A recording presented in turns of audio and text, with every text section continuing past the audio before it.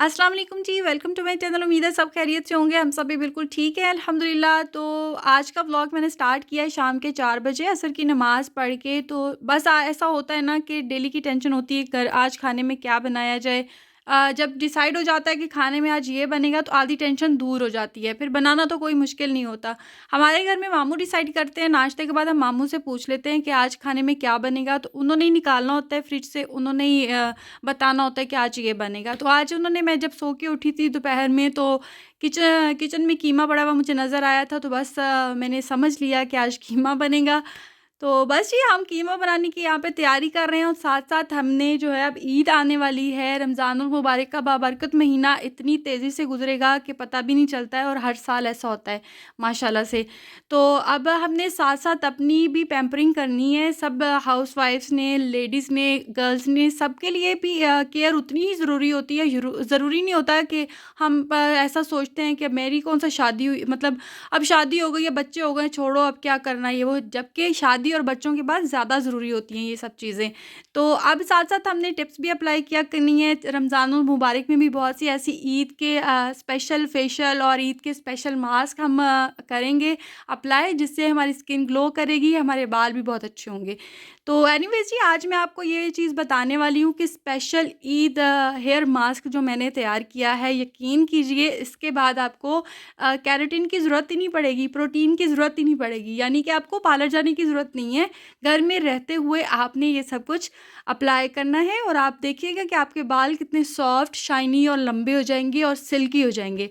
तो मेरे बालों का टेक्सचर अच्छा है, इनको ज़्यादा स्ट्रेटनर की ज़रूरत नहीं होती है, क्योंकि मैं घर पे ऐसी चीज़ें यूज़ करती रहती हूँ। एक दफ़ा ऐसे शादी के बाद एक दफ़ा मैंने हेयर केराटिन कराया था, तो उसके बाद मेरे बहुत ज़्यादा नुकसानात हुए थे, मेरे बाल गिरना शुरू हो गए थे, इतने ज़्यादा बाल गिरते थे क्योंकि इतने ज़्यादा केमिकल्स होते हैं कि बालों को डैमेज कर देते हैं। लेकिन ऐसी चीज़ें हमने यूज़ करनी है जिससे हमारे बाल डैमेज ना हो, और बाद में एक दफ़ा तो बहुत खूबसूरत लगते हैं, लेकिन बाद में सारे नुकसानात आते हैं सामने। तो लेकिन जो घर की चीज़ें हमने इस्तेमाल करनी है उससे कोई साइड इफ़ेक्ट नहीं है, सिर्फ़ फ़ायदे ही फ़ायदे होंगे। ठीक है जी? आपने ये व्लॉग पूरा देखना है, उसमें आपको पता चलेगा कि आपने अपने बालों की केयर कैसे करनी है और हेयर मास्क कौन-सा यूज़ करना है जो ईद से पहले-पहले आपके बाल बिल्कुल स्ट्रेट हो जाएँ और घने, सिल्की, शाइनी हो जाएँ। साथ ही मैंने अपना हेयर मास्क भी तैयार कर लिया था, क्योंकि लाइट का कोई भरोसा नहीं था, हमें लाइट की ज़रूरत पड़ेगी ये हेयर मास्क तैयार करने के लिए, और चीज़ें ऐसी यूज़ करनी है हमने जो हमारे घर पे मौजूद होती हैं। और आप भी बिल्कुल ऐसा ही किया करें, जब आप फ्रेश फ़ील कर रहे होते हैं या बच्चे स्कूल गए होते हैं या बच्चे सो रहे होते हैं, तो आप ऐसी चीज़ बना के रख लिया करें। उसके बाद आपने रिलैक्स होके अपने रूम में बैठ के अप्लाई करना है, ताकि आपको भी सुकून मिले और आपकी स्किन को भी सुकून मिले। मेरे साथ तो अक्सर ऐसा होता है, हर साल ही ऐसा होता है कि रमज़ानुल मुबारक में पानी की कमी की वजह से कहीं न कहीं पिंपल निकल आता है या ड्राइनेस हो जाती है। यकीनन आप सबके साथ भी ऐसा होता होगा, क्योंकि पूरा दिन तो हम पानी नहीं पी पाते हैं। सहरी में भी ज़्यादा पानी नहीं पिया जाता है, कोई मिल्क शेक पी लिया, लस्सी पी ली, कोई ऐसी चीज़ पी ली, और इफ्तार के बाद पेट वैसे ही भरा-भरा रहता है, तो ज़्यादा पानी पिया नहीं जाता है। फिर कहीं न कहीं पिंपल निकल आते हैं या ड्राइनेस हो जाती है। तो इन सब चीज़ों से बचने के लिए हमें घरेलू टोटके करने पड़ेंगे, ताकि हम लोगों को ईद से पहले-पहले हमारी स्किन फ्रेश नज़र आए। और घरेलू टोटके ऐसे होते हैं कि जो फ़ौरी असरअंदाज़ नहीं करते, इसके लिए हमें कम से कम 1 हफ़्ता, डेढ़ हफ़्ता लगता ही है। तो इसीलिए बस हमने जो है ना पहले से ही स्टार्ट कर लेना है, ताकि हमारी स्किन फ्रेश रहे और ईद अपने पे हस्बैंड्स हम को भी ग्लो और करते हुए अपने नज़र आएँ। फैमिली को भी।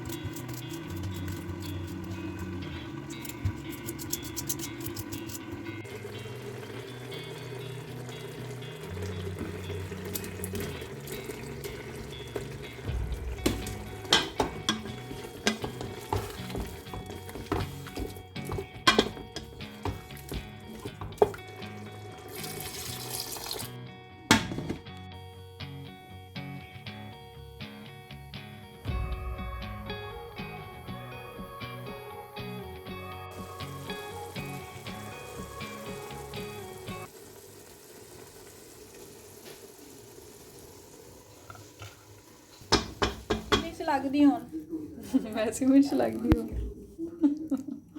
ठीक है। ये है मेरी इंडियन थाली जी जनाब, तो अब आ जाते हैं हेयर मास्क की तरफ। अगर आपके बाल कर्ली हैं या आपके बाल फ्लफ़ी से हैं तो आपने ये लाजमी यूज़ करना है। 3 टेबलस्पून हमने ले लेने उबले हुए चावल, अगर आपके पास बचे हुए पड़े हैं तो आप वो यूज़ कर लें, वरना आपने बॉयल कर लेने हैं। 3 टेबलस्पून ही हमने डाल दिया दूध। दूध में बहुत ज़्यादा प्रोटीन पाए जाते हैं जो बालों के लिए बहुत ही फ़ायदेमंद है और स्किन के लिए भी बहुत अच्छे होते हैं। इन दोनों चीज़ों को हमने अच्छे से कर लेना है ग्राइंड। और आपका जो है ना, ये देखिए टेक्सचर बिल्कुल इस तरह से होना चाहिए, ना थिक होना चाहिए ज़्यादा और ना ही थिन होना चाहिए, बिल्कुल मीडियम सा होना चाहिए। ठीक है जी, इसको हमने बाउल में निकाल लेना है। फिर इसके अंदर हमने शामिल कर देना है 2 टेबलस्पून मायोनीज़। तो मायोनीज़ हम डाल लेंगे, फिर अच्छे से हमने इसको मिक्स करना है और अब इसमें डाल देंगे हम अंडे की सफ़ेदी। जर्दी आपने एक साइड पे कर लेनी है, सिर्फ आपने सफ़ेदी यूज़ करनी है अंडे की। ठीक है, अंडे में भी आपको पता है कि जो बहुत ज़्यादा प्रोटीन पाया जाता है। जब हम ये मास्क लगा लेंगे बालों पे तो हमें पार्लर जाके प्रोटीन कराने की ज़रूरत ही नहीं पड़ेगी। आपने 3 से 4 दफ़ा ये मास्क यूज़ करना है, उसके बाद आप अपने बालों का टेक्सचर खुद ही देख लीजिएगा। तो यहाँ पे जी ऑयल ऐड कर देना है। ऑयल आप कोई सा भी ऐड कर सकते हैं, कोकोनट ऑयल ऐड कर लें या सरसों का तेल। यहाँ पे मैंने जो चारों तेल मिक्स करके रखे हुए हैं वही हम लोग यूज़ करते हैं, तो मैंने वही इसमें डाल लिए।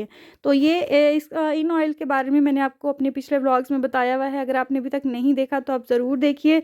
ये भी बालों के लिए बहुत ही इफ़ेक्टिव है। अगर आपको बाल लंबे पसंद है तो आपने ये वाला तेल लाजमी इस्तेमाल करना है, इससे बाल गिरना भी बंद हो जाते हैं। तो अब सब चीज़ों को हमने अच्छे से मिक्स कर लिया है, यकजान कर लेना है। अब इनको हमने करना है बालों पे अप्लाई।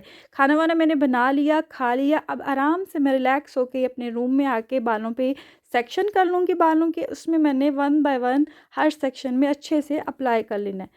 तो आप देख सकते हैं मुझे बालों को मैंने अच्छे से लगा के जूड़ा बना लिया है। 2 घंटे आपने लगा रहने देना, उसके बाद आपने हेयर वॉश कर लेने हैं। फिर आप देखिएगा कि आपको कितना डिफरेंस फ़ील होगा अपने बालों में, कितने स्मूथ एंड सिल्की हो जाएँगे। तो ज़रूर अप्लाई करिएगा और अब मुझे अपना फीडबैक देना मत भूलिएगा।